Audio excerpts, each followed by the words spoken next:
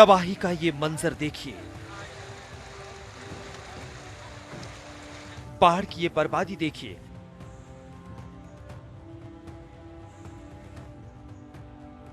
सैलाब ना तो अमीर गरीब देखता है और ना ही ऊंच नीच। सैलाब के रास्ते में गांव, कस्बा, शहर जो भी आता है वो उसे बर्बाद करके ही मानता है। उत्तर प्रदेश के बाराबंकी की ये तस्वीरें यही कहानी बयां कर रही हैं। सरयू नदी में इन दिनों आफत वाली बाढ़ आई हुई है। सरयू की लहरें जैसे काल बनकर उफना रही हैं, जैसे सब कुछ अपने भीतर समेट लेना चाहती हो। सरयू नदी के इस विकराल रूप से 55,000 लोगों की आबादी प्रभावित है।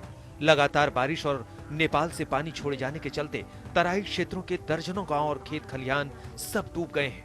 नदी की कटान से खेतों के साथ साथ कई घर भी नदी की लहरों में समा गए हैं।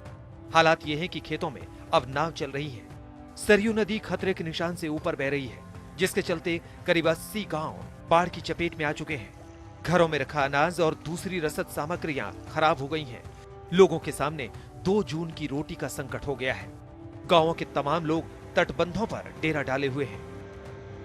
यहाँ कटान इतनी तेजी से हो रही, कोई ख्याल खबर ले नहीं रहा है। यहाँ पर जो कोई आता है उसको हम लोग बोलते हैं, यहाँ से देखभाल के चले जाते हैं। वीडियो बना के कुछ करते नहीं हैं।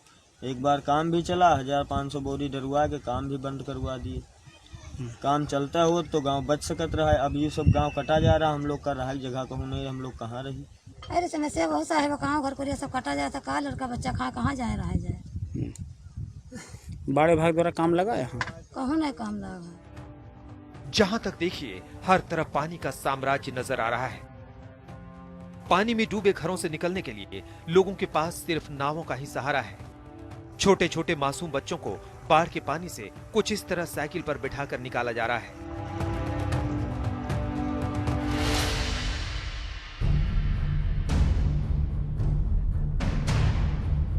उत्तर प्रदेश में 8 जिलों में बाढ़ और बारिश ने आफत मचा रखी है। जिन जिलों में नदियों की बाढ़ से तबाही मची है वो हैं फैजाबाद, बाराबंकी, बदायूं, बलिया, बलरामपुर, गोरखपुर, फर्रुखाबाद और कुशीनगर।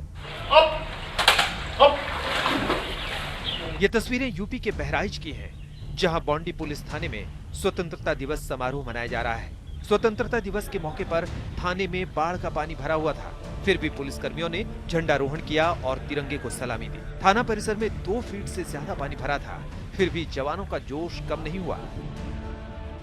करीब 2 फुट यहाँ पानी भरा हुआ है और इसमें हमने जो है स्वतंत्रता दिवस के अवसर पर झंडे को सलामी दी। उधर गंगा में बाढ़ के चलते बाबा विश्वनाथ की नगरी वाराणसी में हाल बेहाल है।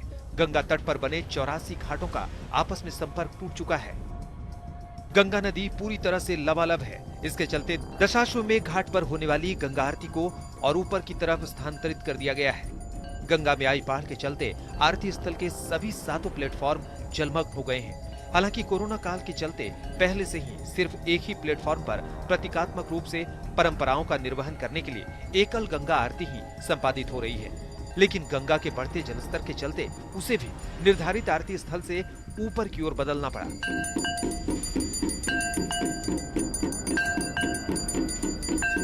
उधर दिल्ली और एनसीआर में आज फिर झमाझम बारिश हुई।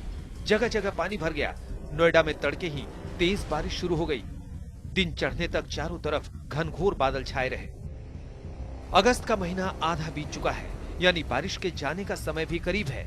लेकिन जाते जाते बारिश और बाढ़ बर्बादी का ट्रेलर दिखाकर जा रही है।